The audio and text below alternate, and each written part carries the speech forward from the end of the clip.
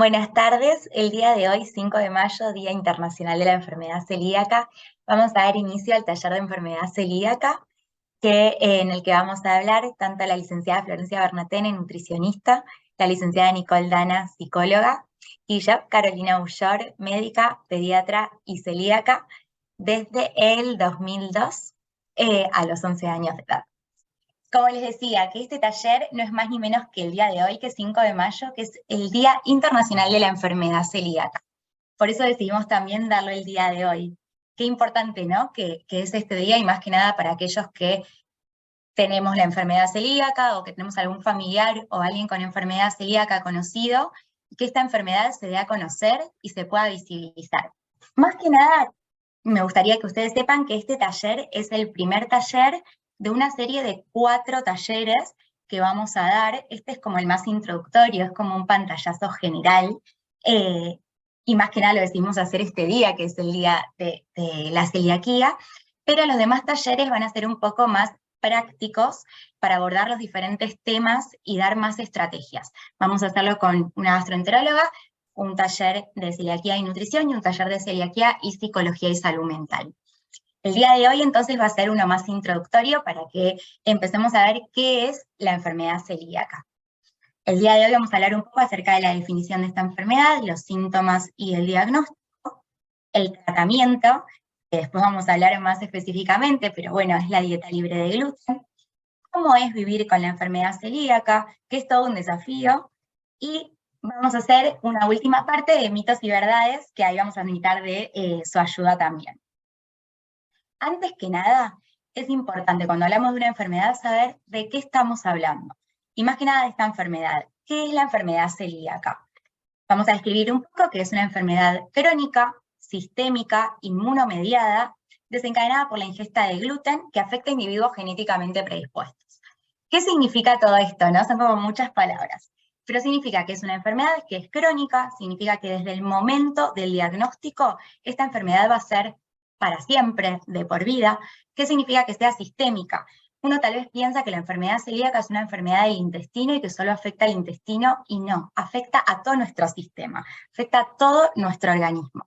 Y es inmunomediada. Esto significa que se desencadena una respuesta inmunológica a el gluten, generando autoanticuerpos. Vamos a hablar del gluten, básicamente como para ya plantearlo desde ahora, son las proteínas tóxicas que se encuentran en diferentes cereales. Entre ellos tenemos al trigo, la avena, la cebada y el centeno, por eso la sigla TAC, y van a ver que la avena está como con un asterisco, básicamente porque en nuestro país la avena, no tenemos una avena pura, sino que tiene proteínas tóxicas, entonces no se pueden consumir. Por eso en nuestro país la avena está dentro de las siglas SINTAC. En otros países tal vez existe la avena pura y podemos observar cuando uno viaja que tal vez hay productos con avena que dice que es libre de gluten, pero más que nada es esto, porque en nuestro país no existe la avena pura como tal. Y afecta a individuos genéticamente predispuestos. ¿Qué significa? ¿Todos podemos tener enfermedad celíaca? No. Solamente aquellas personas que están predispuestas genéticamente para tenerlo, ¿sí? Es una enfermedad genética. Entonces, no todos lo vamos a tener, sino que se va a desencadenar en aquellas personas que genéticamente pueden desencadenarla. Entonces, se va a caracterizar por tener anticuerpos específicos, por afectar al intestino y por generar signos y síntomas en otras partes del cuerpo que no sean el intestino. ¿Y qué es lo importante que se lleven de acá? Que la enfermedad celíaca no afecta solo al intestino, sino que es una enfermedad y un desorden sistémico. Acá van a poder ver en esta diapositiva que no solo afecta al intestino, esto es importantísimo que se lo lleven, puede afectar a todo nuestro organismo, ¿sí?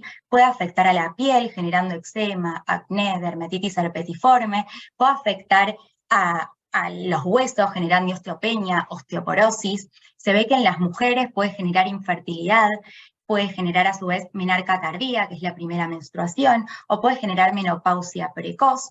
A su vez puede afectar la boca, puede generar úlceras, aftas, llagas frecuentes, puede afectar el músculo, puede afectar el estómago, puede afectar el intestino, generando lo que tal vez todos estamos más más acostumbrados a escuchar: diarrea, vómitos, constipación, y también puede afectar y puede estar asociado a intolerancia de lactosa, anemia, migrañas, depresión, déficit de vitamina D, fatiga crónica, y tal vez esto es algo que no estamos tan acostumbrados a escuchar, pero lo puede generar.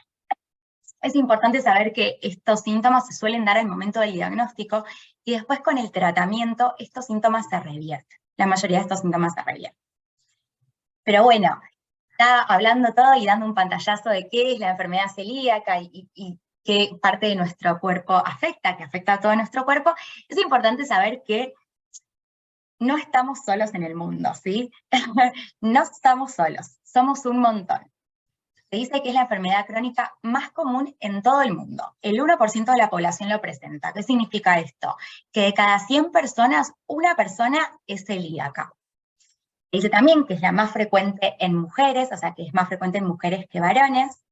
Y el riesgo de padecer la enfermedad celíaca es mucho mayor en aquellos familiares que tienen algún familiar de primer grado con esta afectación, o que tienen alguna enfermedad autoinmune concomitante. Es decir, si tengo un hermano, un hijo, un padre con enfermedad celíaca, tengo mayores probabilidades de tener enfermedad celíaca, hasta un 10%, que para todo el resto de la población es un 1%, para el resto, para los que tienen un familiar, es un 10%.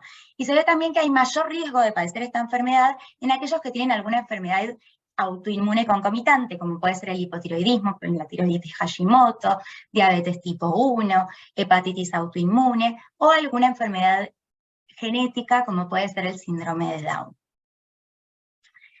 Y es importante saber esto, ¿cuáles son los síntomas? Más que nada, esto es importantísimo. ¿Por qué? Porque si uno sabe cuáles son los síntomas, uno puede empezar a sospecharlo.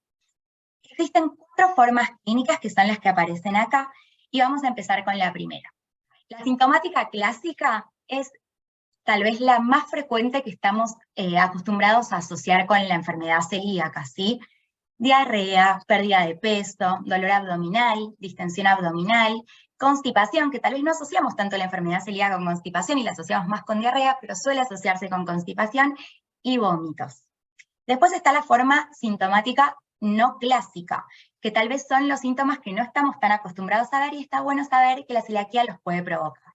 Entre ellos tenemos a la talla baja, que muchas veces en los niños se suele diagnosticar solo por este síntoma, anemia, aftas frecuentes, alteraciones del esmalte dentario, aumento de las enzimas del hígado, dermatitis herpetiforme, que es una afectación en la piel, o trastornos ginecológicos, como dijimos anteriormente, que puede tener tanto menarca tardía, puede tener menopausia precoz, puede dar infertilidad. Y por otro lado tenemos la asintomática. ¿En quiénes se puede dar la forma sintomática, no? Porque, ¿por qué lo voy a sospechar si no tiene síntomas? Esta variante se da más que nada en las personas que pertenecen a los grupos de riesgo, aquellos que tienen un familiar de primer grado con enfermedad celíaca, o aquellos que tienen alguna enfermedad autoinmune concomitante o alguna enfermedad genética que tienen mayor riesgo de padecerla.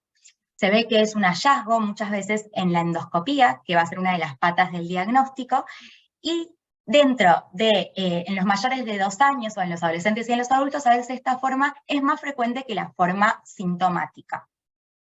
Y por último está la forma potencial, ¿no?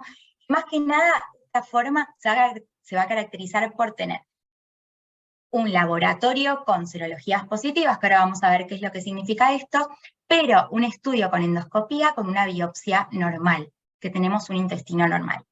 Todas estas variantes, el tratamiento va a ser exactamente el mismo, ¿sí? Que luego vamos a hablar más del tratamiento, pero todas tienen que hacer el mismo tratamiento. ¿Y cómo se lleva a cabo el diagnóstico, no? Y esto es importantísimo, como lo recalco de nuevo. Si uno no lo piensa, uno no lo puede diagnosticar. Hoy en día tal vez estamos más acostumbrados a hablar de la celiaquía, tal vez conocemos más a alguien que sea celíaco que lo que era anteriormente, y esto porque se da, no es porque ahora hay más celíacos, sino porque ahora se piensa la enfermedad y se diagnostica porque se hacen los estudios correspondientes porque se piensa. Entonces, ahora podemos ver que hay más diagnóstico de esta enfermedad, entonces es más frecuente, pero no porque haya mayor enfermedad ahora. Y el diagnóstico se va a basar en 3 patas fundamentales. Una que va a ser la clínica, que esto van a ser los signos y los síntomas que nombramos anteriormente. Otro va a ser el laboratorio, ¿sí? Que se va a basar más que nada en las serologías, que va a buscar anticuerpos, que es lo que dijimos anteriormente. Estos anticuerpos van a ser el antiendomicio, la antitransglutaminasa y los péptidos de aminados de gliadina. Van a ver que si alguno es celíaco o tiene algún familiar celíaco, si hizo algún estudio, estas van a ser las serologías que normalmente se piden. Las que más se piden suele ser la antitransglutaminasa y los péptidos de aminados de gliadina, más que nada en pediatría, en los menores de 2 años. Y la tercera pata del diagnóstico va a ser la biopsia intestinal, ¿sí? Se puede ver en la biopsia, ¿no? ¿Por qué hago y me hacen la biopsia? Eso es importantísimo de saber. Básicamente la biopsia es un procedimiento que se lleva a cabo en el intestino, que se ingresa al intestino por medio de una endoscopía, ¿sí? Una endoscopía alta. ¿Y qué es lo que se ve?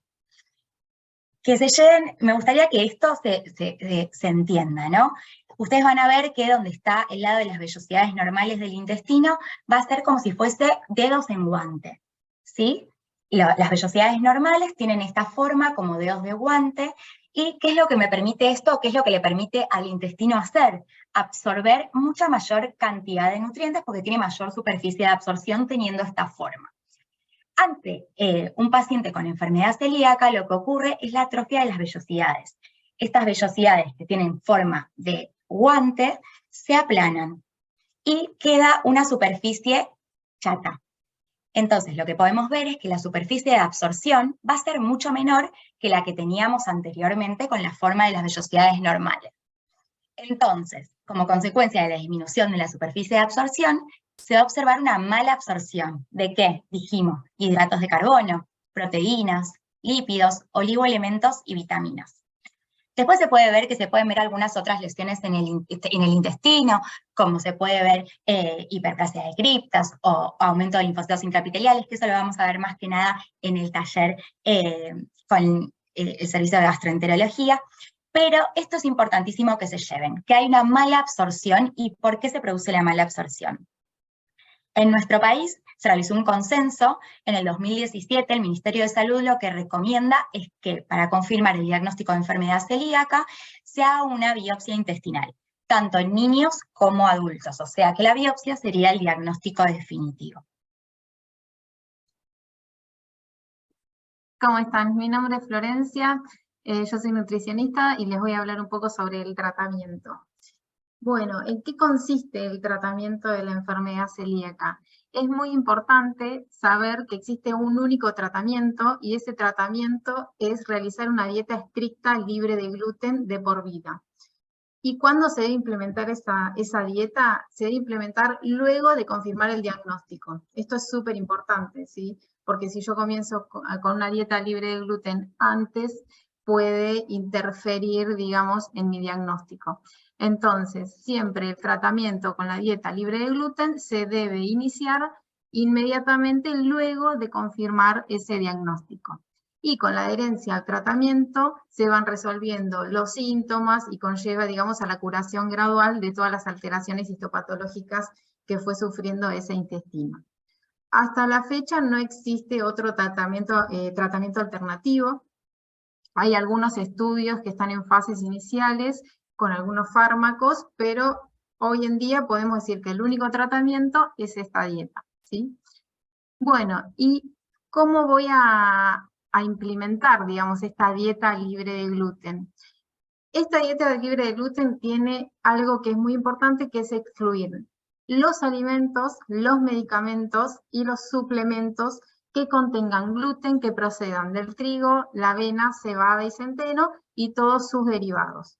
Y por otro lado también algo muy importante que no hay que olvidar, que es evitar la contaminación cruzada. Así que ahora vamos a profundizar en estos dos aspectos, ¿sí? De cómo excluir el gluten y cómo evitar la contaminación cruzada. Bueno, entonces, tenemos tres grupos, o podemos identificar tres grupos de alimentos.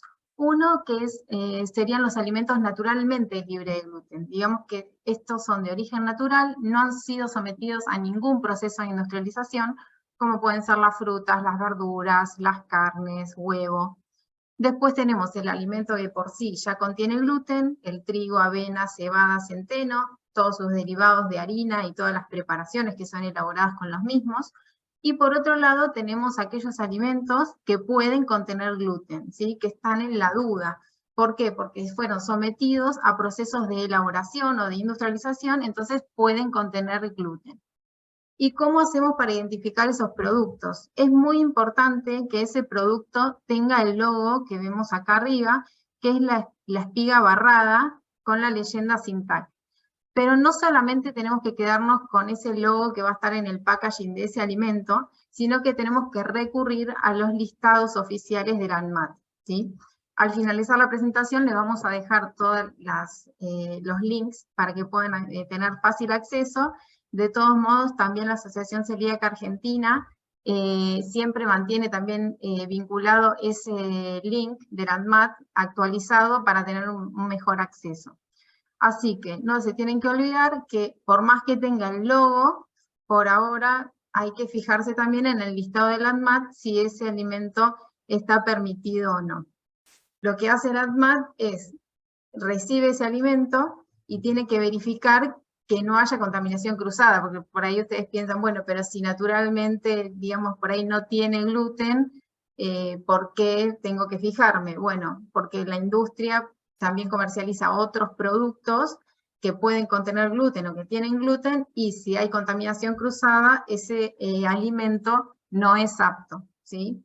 Y acá de paso les amplío un poco más porque no es lo mismo que sea sin TAC que libre de gluten, ¿sí? Ahora hay muchos productos que por ahí dice libre de gluten, o van a comer en algún restaurante que dice libre de gluten. Bueno, no es lo mismo porque una cosa es libre de gluten, porque puede contener, digamos, alguna contaminación cruzada, que es sin TAC apto celíaco, ¿sí? Es una diferencia importante a tener en cuenta. Pero, pasamos a la próxima.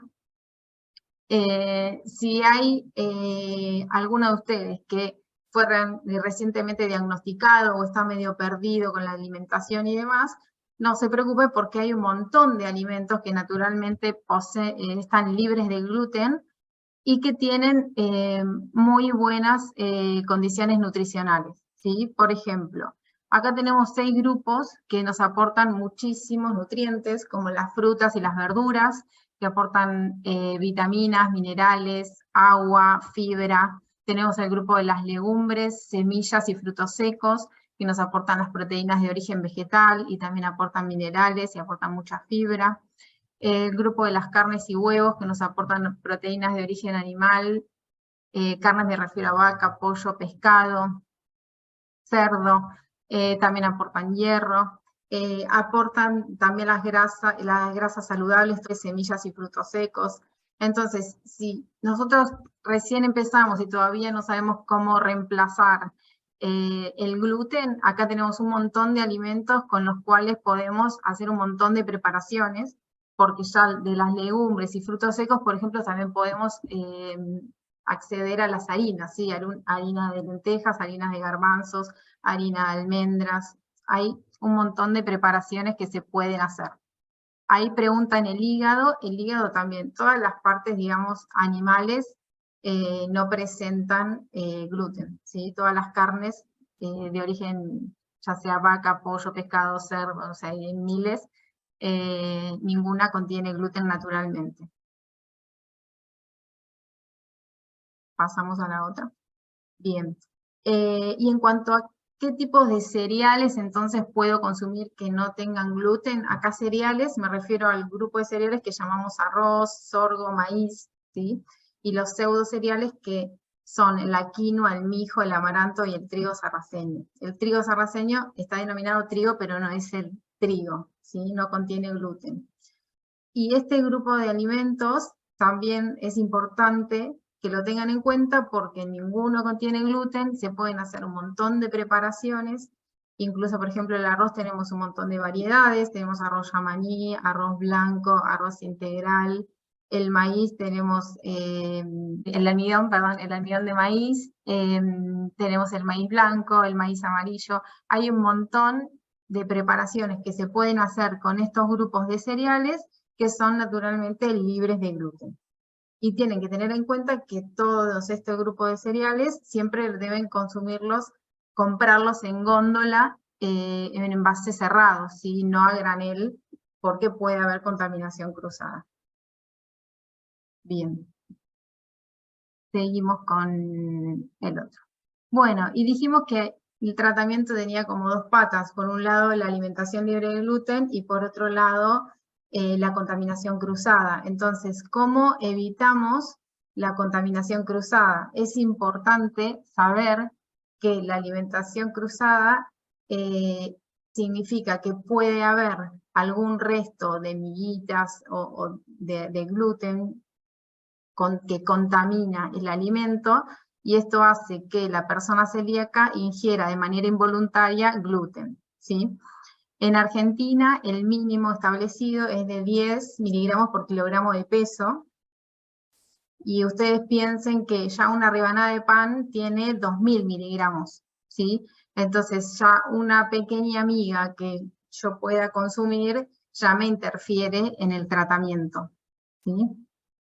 Bien, entonces, ¿cómo podemos evitar la contaminación cruzada? Bueno, por ejemplo, si una persona es diagnosticada recientemente, lo importante no es tener 2 cocinas ni nada de eso. Simplemente hay que hacer una primera limpieza bien profunda de todos los artículos y artefactos de cocina. Se puede comprar una nueva esponjita, descartar la vieja como para mayor sanitización. Es importante a la hora de almacenar los alimentos que tengan un lugar que sea siempre, por ejemplo, en la heladera, en los estantes superiores, ¿sí? Siempre en los estantes superiores, porque si hay caída de algún elemento, que no le caiga a los alimentos que sean libres de gluten. Envasado de la manera correcta sería, por ejemplo, en algún tupper, en algún envase con tapa, ¿sí? Siempre dejarlo en alguna bolsita, para que no esté en contacto con otros. Y en las alacenas también tener un sector específico o bien en los estantes más de arriba. En el caso de que sea, por ejemplo, freezer, que por ahí no tiene diferentes compartimientos, hay que tener un buen rotulado, ¿sí? Por ejemplo, si es milanesas sin gluten, deberá contener bien el rótulo para no confundirlas con otras, ¿sí? Por ejemplo, después, a la hora de cocinar, si hay cocciones con y sin gluten, siempre preferentemente cocinar primero las que son sin gluten, acordarse de que no se puede usar la misma agua, ¿sí? Para hacer, por ejemplo, pastas. Primero se harán las que son sin gluten, luego las que contienen gluten. Lo mismo con los aceites, ¿sí? No puedo freír papas en algo que ya fue utilizado para freír otro tipo de preparaciones que puedan contener gluten. Otra cosa importante es los untables, ¿sí? Ya sea la manteca, el dulce de leche, dulces, mermeladas, todo ese tipo de alimentos que sean untables, que yo pueda, digamos, pasar una cucharita o un untador y pasarlo con alguna tostada de pan con gluten, puede contaminar ese producto. Entonces, o bien se compran 2 o lo pueden dividir, ¿sí? Bueno, el tema de los utensilios es importante. Ahí preguntan qué esos untables también, o se dividen en 2, uno para la persona, digamos, que consume sin gluten y otro, o se compran 2 quesos untables. Depende del bolsillo también, porque bueno, hoy en día quizás no se puede hacer doble compra de todo. Otra cosa importante es que no hace falta destinar todos los utensilios de cocina para la persona que tiene celiaquía. Con que estén bien higienizados, el uso va a ser correcto. Si, por ejemplo, nosotros tenemos tablas que están dañadas, por ahí que cortamos y demás, quizás eso sí, porque puede, digamos, no limpiarse del todo bien y puede contener algún tipo de contaminación, entonces ahí sí podemos priorizar el uso de tablas y separarlas, o por ejemplo tostadoras también es difícil manipular, entonces puede ser una tostadora exclusiva, o en el caso de que tengan máquina de pan, quizás también, porque ya es difícil manipular, sacar la miguita y demás. Pero después el resto de, por ejemplo, ollas, cubiertos y demás, no es imprescindible, digamos, el uso exclusivo, sino que tienen que mantener una buena higiene. Y otra cosa importante es no consumir ni comprar nada a granel, ¿sí? Nada que tenga origen desconocido, porque ahí también puede intervenir, digamos, algo de gluten y puede contaminar la preparación. Bien, hasta acá entonces ya hablamos de lo que es la alimentación y cómo evitar la contaminación cruzada. Bien, cualquier cosa, si llegan a tener alguna duda o algo, lo vemos al final, ¿sí? Porque bueno, es como un mini resumen de todo. Bien, es importante, pasamos a la otra.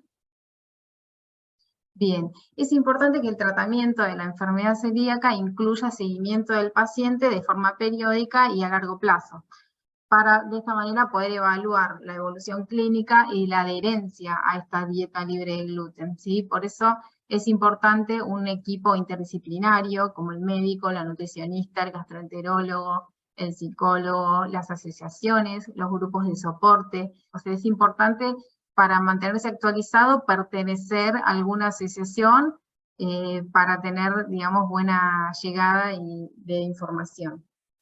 Acá pusimos chef también porque, bueno, la cocina es algo súper importante, y entonces aprender a hacer nuevas recetas, amigarse, digamos, con la cocina es algo importante, y hay un montón de videos en YouTube, en Instagram y demás, de recetas que pueden, digamos, seguir como para ir variando más la alimentación, ¿sí? Bien. ¿Y qué nos dice la nueva ley nacional? Bueno, hace poquito, el 26 de abril de este corriente año, se publicó digamos, se reglamentaron las 3 modificaciones que se habían publicado en el 2015. ¿Sí? Esta ley se había publicado hace varios años y ahora, en abril, digamos, se reglamentó. ¿Esto qué significa? Que se tiene que cumplir, ¿sí? Esta ley se tiene que cumplir. Entonces, ¿qué es lo que dice esta ley? Esta ley dice, por un lado, que la cobertura asistencial obligatoria por parte de las obras sociales y prepagas van a aumentar su valor, ¿sí? De 2.672 a 7.800, y que esas actualizaciones se van a realizar cada 6 meses. Esto lo que hizo más que nada es unificar, porque antes quizás las obras sociales y prepagas, uno cubría un monto, otro y demás, y ahora todos tienen el mismo monto y todos se van a ir actualizando cada 6 meses. Por otro lado, la parte de medicamentos. Los medicamentos no contenían hasta el día de hoy ninguna leyenda, ningún logo, nada que uno pueda identificar, había que sí o sí mirar en los listados. Y bueno, ahora todos los medicamentos deben identificar su función de contenido o ausencia de gluten, ¿sí? Tiene que estar la leyenda que diga libre de gluten o este medicamento contiene gluten. No el logo, ¿sí? Sino que va a estar la leyenda. En este caso no tiene que contener el logo, sino la leyenda. Y la última modificación es que las instituciones y establecimientos están obligados a ofrecer al menos un alimento o una opción libre de gluten que esté proveniente, digamos, de elaboradores habilitados.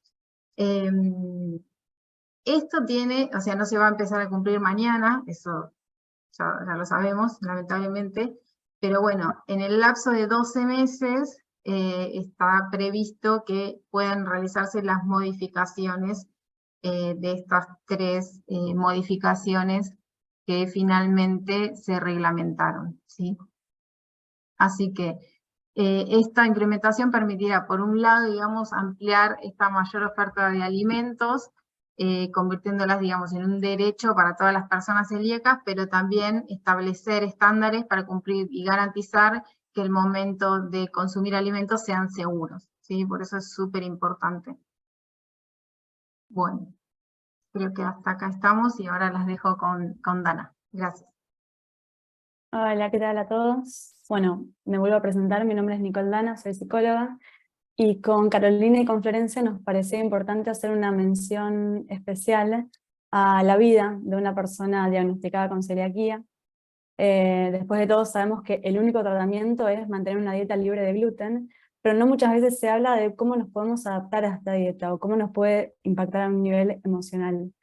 Porque después de todo no trata solamente de qué consumimos o dejamos de consumir, sino que va a tener que ver también con una modificación en nuestros hábitos, hábitos que todos fuimos construyendo a lo largo de nuestra vida que de pronto tienen que tener una revisión. Hábitos también que desarrollamos tanto en casa como afuera de casa. No hace falta decir que la comida es protagonista de nuestra cultura. Es una buena excusa para los encuentros sociales, para los almuerzos de los domingos con la familia. La comida siempre está presente, comer siempre vamos a tener que comer, ya sea dentro como fuera de casa. Entonces, ¿de qué hábitos estoy hablando y cuáles deberían ser revisados? Por ejemplo, dentro de casa deberíamos hablar un poco de cuál es la lista del súper. Hay que hacer una revisión sobre eso, ¿se sigue comprando lo mismo o hay que incorporar nuevos productos? También hablar un poco de la cocina, que como decía Florencia, ¿cuáles van a ser los nuevos cuidados que se van a tener que hacer? ¿Cómo nos vamos a organizar a la hora de cocinar? ¿Sí? Va a tener que ser una conversación que vamos a tener con la familia o con nuestros convivientes. Sin dudas también, ahí escribieron, bien, y también en cuanto a las recetas, quizás estamos muy acostumbrados a hacer algún tipo de recetas clásicas y va a ser hora de reinventarnos, de ver qué productos podemos usar para sustituir las recetas clásicas y que no haya tanta modificación, ¿sí? En cuanto a las salidas, a la afuera, es algo bastante cotidiano salir a comer, como decía antes, ir a la casa de un amigo, ir a la casa de un familiar. Y esto puede generar también un impacto y puede ser un factor estresante para las personas recién diagnosticadas, porque no están seguras de cómo va a ser la cocina, qué es lo que se va a comer, si pueden llevar algo, cómo van a ser los procedimientos, si las personas van a tener los cuidados necesarios para que una persona con celiaquía se sienta cómoda para comer ahí. Esto va a ser muy importante, es muy importante que le demos lugar a esto, porque incluso en los casos más extremos puede generar una evitación de estos encuentros sociales. ¿Sí? Por eso es tan importante hablar de estos temas. Más que nada en esta presentación me gustaría que hablemos del momento del diagnóstico, de cómo puede impactar en las diferentes personas, que hablemos un poco de qué factores intervienen directamente en la adherencia del tratamiento, y también vamos a estar dando algunos consejos un poquito más prácticos para mejorar la calidad de vida de las personas con celiaquía. ¿Sí? Ahí sí pasamos.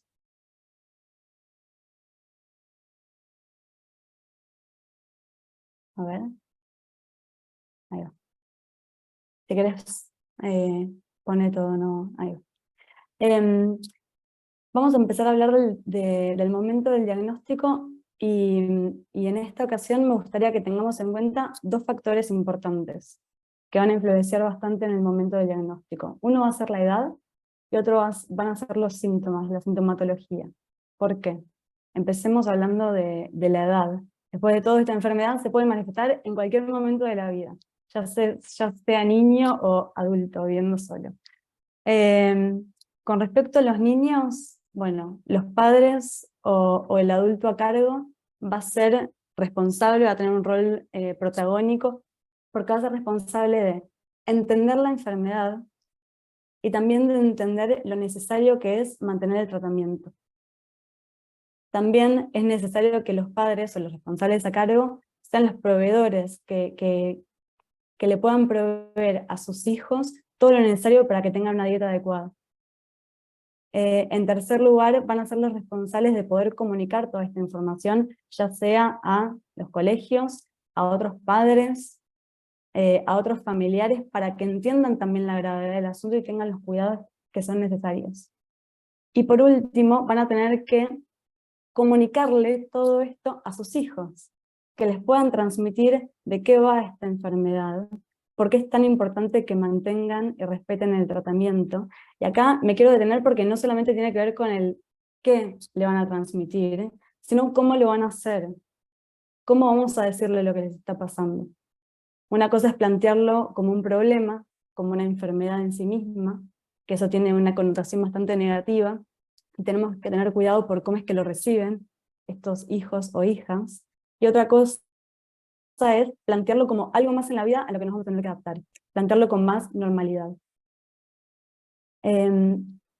Ahora sí, en cuanto a los adultos, para bien o para mal podríamos decir, ellos van a ser los propios responsables de su dieta. Digo para bien o para mal porque bueno, después de todo cuando hay padres, ellos son los que se ocupan, ¿no?, de mantener la dieta. El nene, cualquier cosa está regulado por ellos. Pero en los adultos puede haber incluso más deslices. Y acá sí quiero integrar el otro factor que es la sintomatología.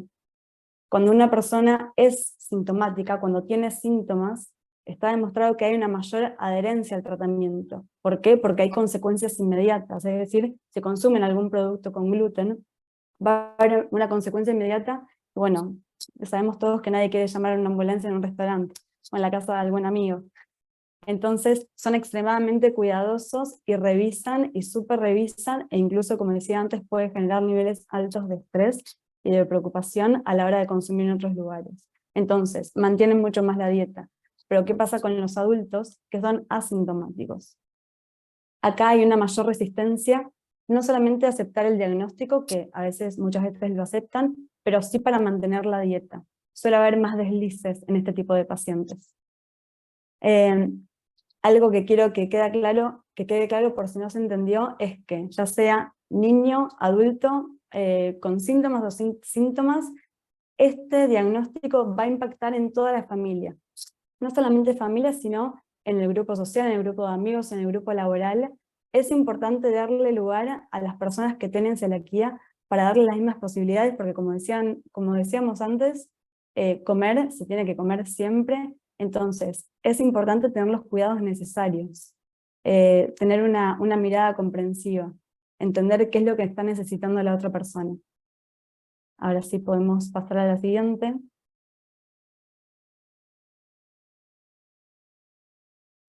Y acá vamos a estar hablando concretamente de qué factores pueden influenciar en la adherencia al tratamiento, ya sea para bien o para mal, por así decirlo.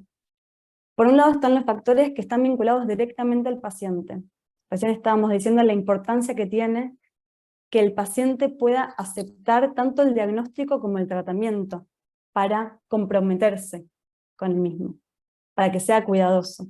También va a tener mucho que ver con cómo el paciente se autopercibe, y acá hay que tener cuidado también con los adolescentes que están en un proceso de cambio, en cómo se están autopercibiendo, en cómo está su autoestima.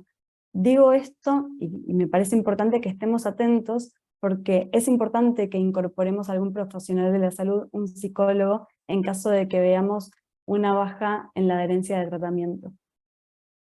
Olvidos y barreras, quiero decir algo tan simple como puede sonar, que es una barrera de tener vergüenza de estar en una reunión con amigos en un restaurante y querer chequear y doble chequear que el plato que se van a pedir es apto para celíacos. Eso puede ser una barrera para muchas personas porque no todas las personas se quieren distinguir, no quieren llamar la atención. Antes decía que eso muchas veces puede provocar una evitación de este tipo de encuentros. Entonces, esto sin dudas puede ser una barrera para muchas personas, para que no se adhieran al tratamiento. Vamos a pasar a los factores sociales o económicos. Vamos a decir que por suerte, cada vez hay más productos aptos para celíacos y riquísimos. Yo no soy celíaca, pero he probado y la verdad no tienen nada que envidiarle a otros productos. Y sin dudas van a seguir creciendo, es un mercado que va a seguir creciendo. Pero bueno, también está la desventaja que muchas veces esos productos son más caros y no todas las familias pueden acceder a esos productos. Eso como otra barrera. Después quiero plantear el tema del rotulado. Muchas personas quizás no terminan de identificar qué productos son aptos o no. Eso es un aprendizaje que hay que desarrollar, sobre todo los padres en caso de que tengan niños con celiaquía. E insisto con la cuestión del apoyo social y o familiar. Una persona que se siente apoyada, acompañada por las personas de su alrededor, se van a sentir altamente más motivadas para continuar con su tratamiento.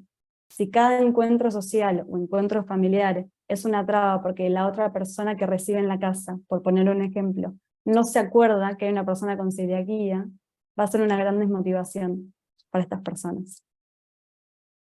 Por último, hablaría de los factores del equipo asistencial, y más que nada lo que quiero decir acá es que es muy importante sentirse a gusto con el equipo de profesionales que nos están atendiendo. Sentir que nos están cuidando, que pueden empatizar con nosotros, que les importa que incorporemos el tratamiento, va a ser fundamental. Y no solamente eso, sino que haya una conversación, un diálogo fluido entre los diferentes profesionales. Eso sin duda va a generar un mayor compromiso para el paciente para mantener el tratamiento. Ahora sí podemos pasar, Caro.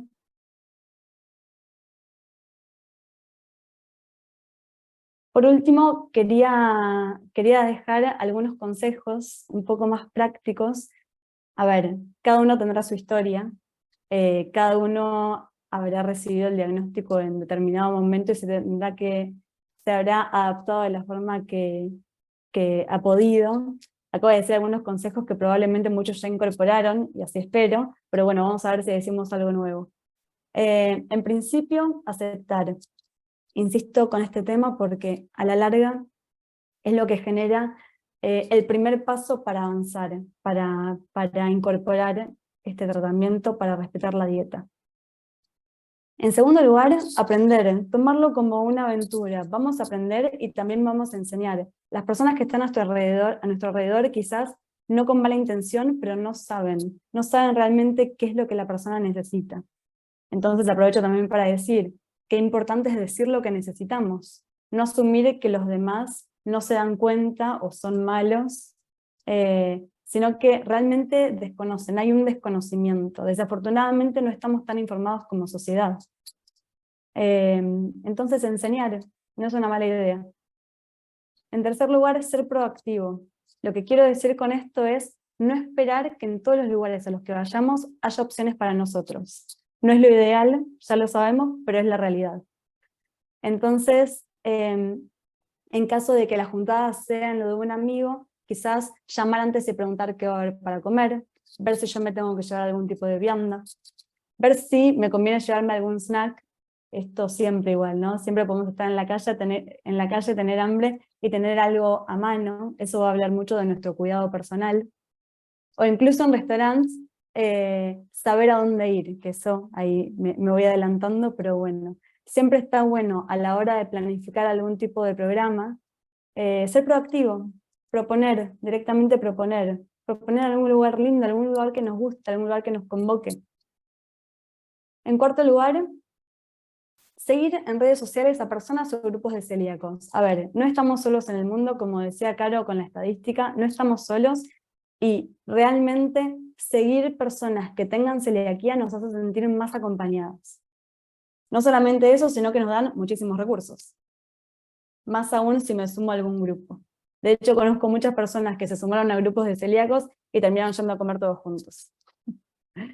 En quinto lugar, encontrar qué productos me gustan. Bueno, a ver, hay algunas cosas que ya no puedo comer. Me lo voy a tomar también como una aventura. A ver qué otras cosas hay para mí, qué cosas me gustan. Quizás es un momento para explorar o para encontrarme con cosas que en otra ocasión nunca hubiese investigado. Entonces, tomármelo también como un juego, darme esa oportunidad. En sexto lugar, tener a mano, como decía, una lista de restaurantes aptos y estar atento a las novedades. Decíamos, es un mercado que va en aumento. Cada vez hay más diagnosticados. Entonces, cada vez va a haber más opciones. Estén atentos. Séptimo lugar, y esta me parece que debería haberla puesta con negrita, practicar la paciencia. La paciencia con nosotros son muchos cambios. Tratémonos con más cuidado, aceptemos que quizás nos podemos equivocar y que es normal equivocarse. Y también tengamos paciencia con las personas que nos rodean. Todos estamos aprendiendo, nunca es tarde para aprender. Octavo, hablar con alguien de lo que estamos viviendo. Insisto, son muchos cambios. Hablar aunque sea con una persona para explicarle qué nos está pasando con tantos cambios a la vez, es fundamental. Nos hace sentir mejor, nos hace sentir más comprendidos también. Ya sea con alguna persona de confianza o incluso con algún profesional, en caso de que estemos teniendo muchos inconvenientes para adaptarnos. Al noveno lugar, armar una red de profesionales que me haga sentir cómodo. Esto como lo decíamos en la diapositiva pasada. Sí, es importante sentirme cómodo. Es fundamental. Hagamos todo lo necesario para sentirnos cómodos, para sentir que no estamos solos en este momento. Esta enfermedad es una enfermedad que por suerte solamente tiene que ver con qué consumimos y con qué no. Normalicémoslo, hagámonos amigos a eso, amigos de eso. Y en 10º lugar, también lo hubiese marcado con negrita, que tiene que ver con adaptemos esta dieta, este tratamiento a mi vida social y que no sea al revés. Esta dieta no me tiene que condicionar. La idea es seguir manteniendo la vida que tenía y solamente añadir, adaptarme a estos alimentos. Por eso hablaba de la proactividad. Sí, es verdad que vamos a tener que hacer estos cambios, anticiparme a dónde vamos a ir a comer, ver si me tengo que llevar una vianda. Son hábitos que vamos a tener que construir. Pero la idea es mantener la misma vida que seguíamos teniendo. ¿Sí? Y en caso de necesitar algo en particular, levantar la mano y pedirlo y trabajar. Si nos está costando hacerlo, trabajar para poder hacerlo. ¿Sí? Hasta acá llegamos con este tema, lo seguiremos en el otro taller. Muy bien, y ahora llegamos a una de las últimas partes del taller, que acá sí vamos a necesitar tal vez de su participación. Vamos a hablar un poco acerca de los mitos y verdades de esta enfermedad. La verdad es que hay muchísimos mitos y muchas verdades, y yo siendo celíaca, la verdad que escucho un montón de cosas, y a lo largo del tiempo tal vez la gente está, cada vez más está interiorizada acerca de la enfermedad, pero hay cosas que uno sigue escuchando. Vamos a empezar con estos mitos y verdades. Si ustedes, estaría buenísimo que pudieran participar en el chat poniendo mito o verdad o sí o no, así podemos aprender un poco más y lo hacemos más práctico. Después vamos a ir a dar un espacio a preguntas y a leer bien todas las preguntas del chat, así que quédense tranquilos. Tal vez con algunas de estas mitos y verdades respondemos a algunas de estas preguntas. Vamos a comenzar con el primer mito o verdad. ¿Ustedes creen que existen grados de enfermedad celíaca? Si quieren, pueden ir poniendo ahí en el chat si creen que sí, creen que no. Les damos un tiempito así pueden escribir.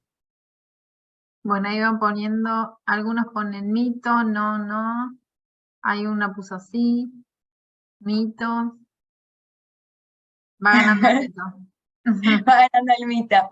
Bueno, si quieren, vamos ya, revelamos la respuesta. Dale. Ahí tenemos otra respuesta, mito, grados no, daño por no cumplir. No. Bueno, para que sepamos en general. ¿Existen grados de enfermedad celíaca? No, no existen grados de enfermedad celíaca. Uno a veces a mí me pasa personalmente, cuando voy a comer afuera, tal vez hay un lugar que dice, sí, tenemos algún menú apto para celíacos, y cuando indago un poco más y les cuento a ver si existe algún riesgo de contaminación cruzada, porque soy muy sensible al gluten, porque soy muy sintomática, si puedo comer en el lugar, si no tienen contaminación cruzada, y la respuesta muchas veces es, depende qué grado de celiaquía tenés, podés comer en este establecimiento o no. Y uno se tiene que armar de paciencia, como decía Nico anteriormente, y explicarle a las personas que no existen grados de enfermedad celíaca. Pero ¿qué es esto de grados, no? Porque es una palabra como que está siempre presente cuando uno habla de enfermedad celíaca. Los grados, cuando se habla de grados dentro de la enfermedad celíaca, se habla de los grados de afectación del intestino al momento del diagnóstico cuando se hace la biopsia. ¿Sí? Cuando se hace la endoscopía, se toma la biopsia y se ve con el microscopio, básicamente ahí se clasificaron una serie de grados, ahí está la clasificación de MASH, que básicamente va a ser de 0 a el 3C las lesiones dentro del intestino y me va a determinar esos grados. Pero cualquiera sea el grado de lesión que yo tenga en el intestino, tengo enfermedad celíaca y el tratamiento es exactamente el mismo. Los grados no me van a determinar si uno es sintomático o asintomático. Eso es importante que uno se lleve en la cabeza. Pensar en grado de enfermedad celíaca lo único que hace es llevar a transgresiones alimentarias, cuando en realidad lo único para lo que sirven los grados es para dejar escrito el gastroenterólogo en la historia clínica que al momento del diagnóstico la persona tenía esta lesión en el intestino. pero tener cualquiera de estas lesiones me hace ser celíaco, ¿sí? Entonces, el tratamiento va a ser exactamente el mismo, que es la dieta libre de gluten. Así que ahí ya derribamos un mito que es muy frecuente. Uno está muy acostumbrado a hablar de mitos, de grados, y ahora ya sabemos qué es lo que significan esos grados, que no significa que haya grados de enfermedad celíaca, sino que hay grados de lesión en el intestino que sirven solamente para estadificar un momento en el intestino, en un momento del diagnóstico, que solo sirve para poner en la historia clínica, pero no sirve para llevar a cabo un tratamiento ni nada por el estilo. Vamos con el segundo mito, que está bueno esto porque tal vez es algo que estamos todo el tiempo acostumbrados a escuchar. El siguiente es, y esto es más que nada para ver si estuvieron prestando atención, ¿existe un mayor riesgo de padecer la enfermedad celíaca si tengo un familiar celíaco o si tengo alguna enfermedad autoinmune?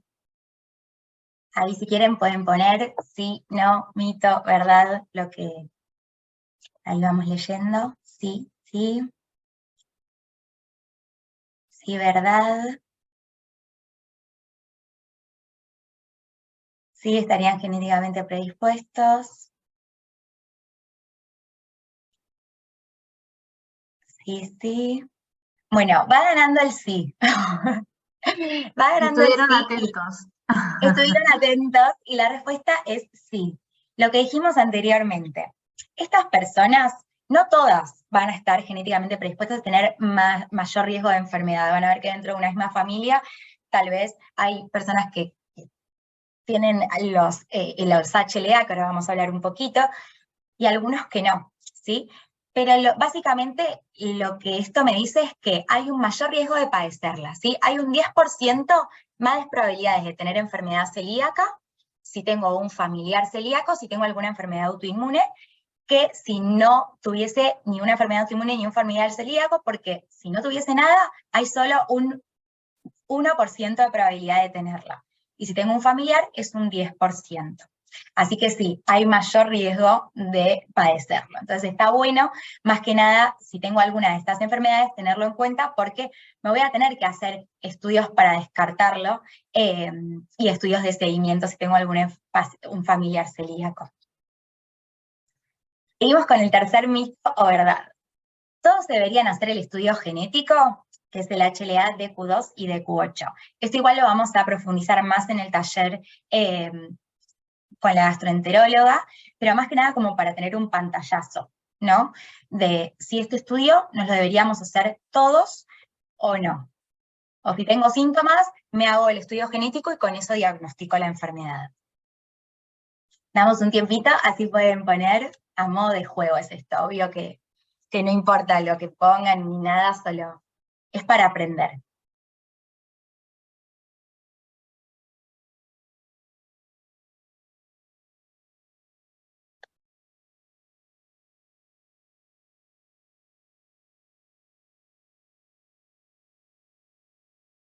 Vamos, acá hay un mix.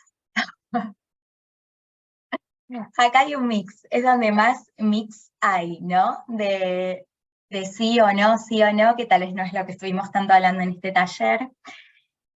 Vamos a ver, siguen poniendo. Creo que no es necesario para el diagnóstico, sí. Bueno, vamos a derribar este mito. No todos se tienen que hacer el estudio genético. ¿Qué es importante que se lleven de esto? El diagnóstico, como dijimos antes, son 3 patas. Los síntomas, los signos y los síntomas, el laboratorio con las serologías y la biopsia, ¿sí? El estudio genético es un estudio que me permite ver lo que decíamos antes, que uno está predispuesto genéticamente para tener la enfermedad. Pero si tengo el estudio genético positivo y no tengo síntomas ni tengo anticuerpos, ¿tengo enfermedad celíaca? O sea, ¿eso me define que tengo enfermedad celíaca? No. El diagnóstico se hace con la clínica, los anticuerpos y la biopsia. Si solo tengo el estudio genético positivo, lo único que me dice es que estoy predispuesta a tenerla. Pero puedo tenerlo en cualquier otro momento de mi vida, pero ahora no lo tengo, ¿sí? ¿Qué es importante saber de esto? Este estudio me da tal vez más datos positivos si es negativo, porque si me hago el estudio y doy que no tengo estos anticuerpos y son negativos, este estudio genético y son negativos, lo que me dice básicamente es que tengo menos riesgo, o sea, no estoy predispuesto genéticamente a padecerlo, ¿sí? Entonces, ¿qué quiero que se lleven de esto? Que el estudio genético es necesario, porque me permite ver si estoy predispuesto, pero no es suficiente para el diagnóstico, entonces no se usa para el diagnóstico. Se usa para el diagnóstico lo que nombramos anteriormente, que es la clínica, el laboratorio y la biopsia, que en nuestro país se determina que el diagnóstico tiene que ser confirmado con la biopsia. Muchas veces para las obras sociales o las prepagas que nos dan el monto del dinero, que nos lo devuelven restándonos de lo que pagamos para esa obra social o esa prepaga, básicamente a veces te piden la biopsia como para poder corroborar el diagnóstico en algunos casos, pero se puede ver que hay algunas excepciones en donde la biopsia tal vez puede no realizarse y eso lo va a determinar siempre el especialista. El gastroenterólogo lo va a saber determinar. Pero en nuestro país se determinó básicamente que el diagnóstico confirmatorio es con la biopsia. Después seguimos con el próximo mito. ¿Sí o sí tengo que comer gluten hasta que me hagan la biopsia? Ahí damos un tiempo para que escriban. Esa también es un poco a ver si prestaban atención. Porque Flor lo nombró.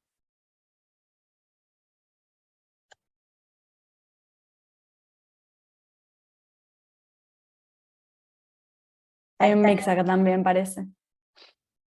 Sí, sí, no, no, sí, sí, no, no. Sí, comer con gluten moderadamente. Bueno, también.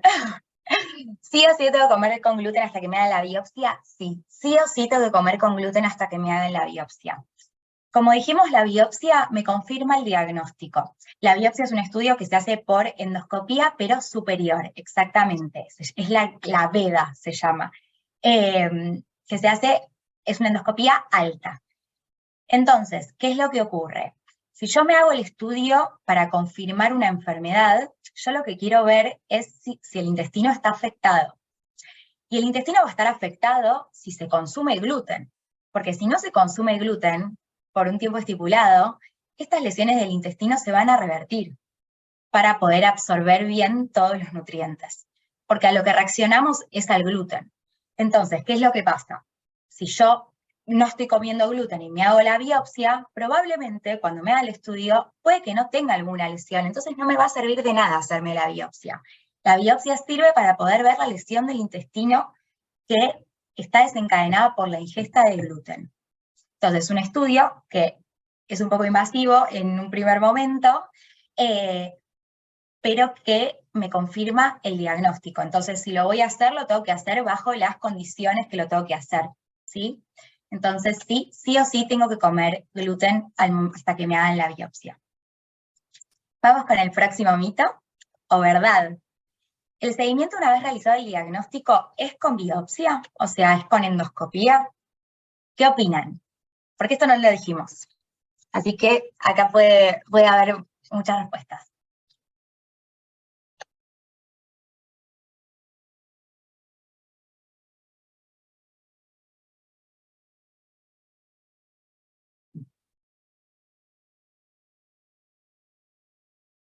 Están poniendo según el año, sí, no, no.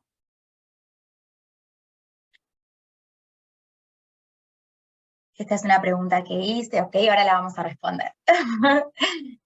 Pienso que no, sí. Bueno, ahí está respondiendo bastante. Vamos a deschavar la respuesta.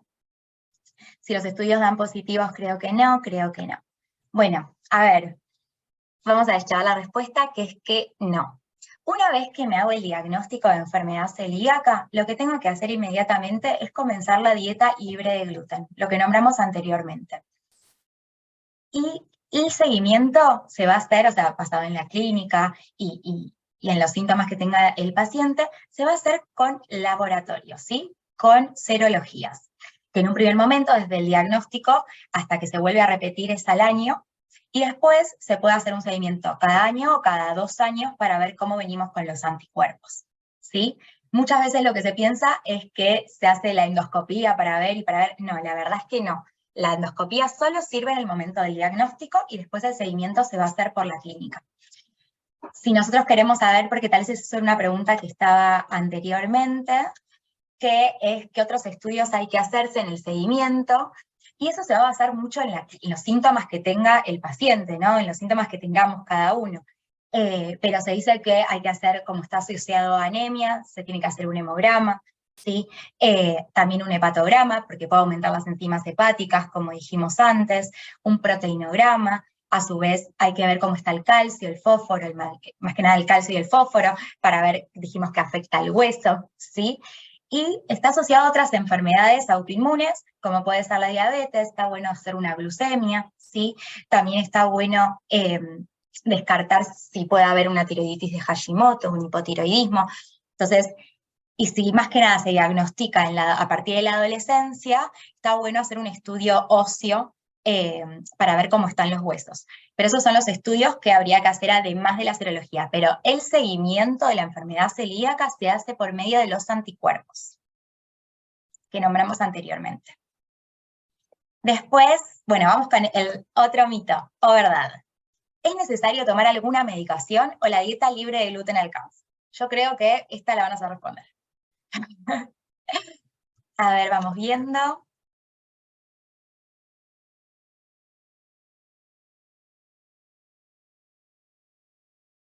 Alcanza, dieta.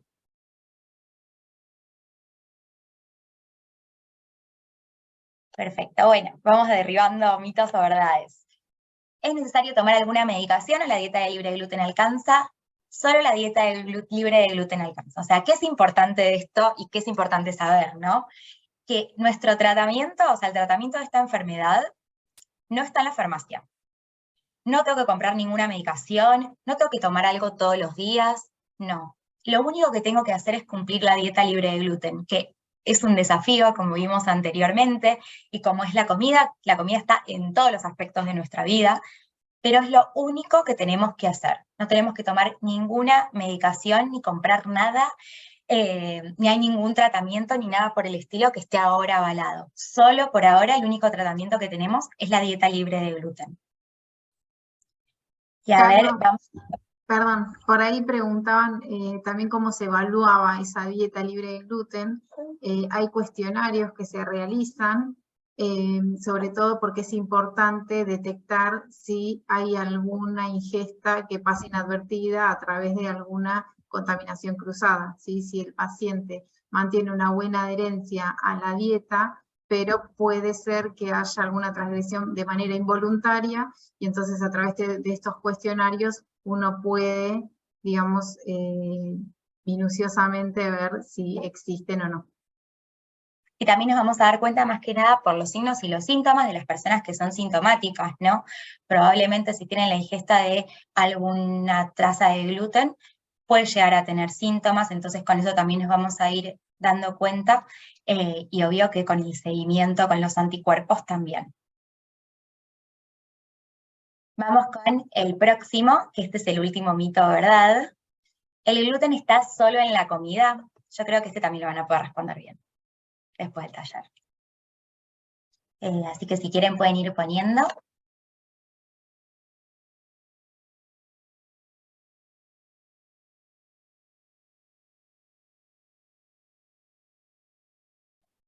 Ponen no, no, cosmética, medicamentos, todo, no, no. Bueno, acá prestaron atención. Perfecto. El gluten no está solo en la comida, ¿sí? Es importantísimo tener en claro que todo lo que ingresa por boca o todo lo que ingerimos puede tener gluten, ¿sí? Muchas veces no lo pensamos el gluten como, bueno, el pan, pero no. Muchos medicamentos tienen excipientes con lo que los hacen que contienen gluten. Los lápiz labial, o sea, el lápiz labial también lo puede tener. Los medicamentos, los suplementos dietarios, las pastas de dientes, los enjuagues bucales, todo lo que ingerimos por boca, lo principal es que estemos seguros de que es apto para celíacos. porque si no estamos incumpliendo la dieta, no estaremos comiendo una milanesa con gluten, pero igual estamos ingiriendo trazas de gluten por medio de la contaminación cruzada. Y esto es muy frecuente, que la pasta de dientes tiene gluten, que un ibuprofeno tiene gluten, y bueno, sí, porque tiene estos excipientes en los que algunas empresas utilizan en su producción, que contienen gluten. ¿Hay alguna pregunta? Se debe cuidar la ingesta sin TAC. Exactamente. Todo lo que ingerimos tenemos que estar seguros de que no tiene TAC. Y ahora, más que nada, para comentarles, ya terminamos la parte de mitos y verdades. Como dijimos antes, este es un primer taller, que es un taller introductorio de una serie de 4 talleres, ¿sí? La idea es que este haya sido este día, el 5 de mayo, que la verdad que es un día importantísimo, más que nada para poder visibilizar y hacer que se cumplan las leyes que venimos hace tanto tiempo deseando que empiecen a cumplirse para poder tener una mejor calidad de vida. Pero bueno, este es un primer taller introductorio en donde abarcamos todos estos temas. Luego vamos a tener un taller de enfermedad celíaca y nutrición, donde básicamente nuestro objetivo va a estar basado en dar mayores cantidades de estrategias para que a su vez puedan tener una mejor calidad de vida y sea todo más práctico. Otro taller de celiaquía y gastroenterología, donde vamos a ver más profundamente todo lo que tiene que ver con el diagnóstico y con el especialista. Y otro taller que va a ser celiaquía y salud mental, en donde se va a intentar dar estrategias de afrontamiento afectivas para que podamos mejorar nuestro día a día. Así que este es como el inicio de esta serie de talleres. Y ahora, sí, si quieren, damos espacio a preguntas, si les quedó alguna pregunta que tal vez no pudimos contestar durante la charla. Acá les dejamos para algunos sitios de referencia importantes. Tenemos el mapa de lugares aptos para celíacos de la Argentina, que es tanto para la enfermedad para Argentina como para otros países. Un link para descargar la aplicación de la Asociación Celíaca Argentina, algunos links sobre información para escuelas o información sobre qué es la celiaquía y los listados de alimentos y medicamentos aptos y algunos links de recetas. Así que, nada, muchísimas gracias. Gracias.